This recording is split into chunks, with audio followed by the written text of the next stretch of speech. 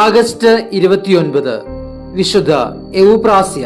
കേരളത്തിൽ തൃശൂർ ജില്ലയിലെ എടത്തുരുത്തിയിൽ ഇലവുത്തുങ്കൽ അന്തോണിയുടെയും കുഞ്ഞേത്തിയുടെയും 9 മക്കളിൽ മൂത്ത പുത്രിയായി 1877 ഒക്ടോബർ 17 എവുപ്രാസ്യ ജനിച്ചു. വിദ്യാഭ്യാസത്തിനായി മാതാപിതാക്കൾ കൂനമ്മാവ് മഠത്തിലേക്ക് അവളെ അയച്ചിരുന്നു. അവൾ പരിശുദ്ധാമ്മയുടെ ഭക്തിയായി വളർന്നു വന്നു. പരിശുദ്ധാമ്മയുടെ ഇഷ്ടപ്രകാരം കർമ്മലീത്ത സഭയിൽ അവൾ ചേർന്നു. 1897 അവൾ ശിരോവസ്ത്രം സ്വീകരിച്ചു.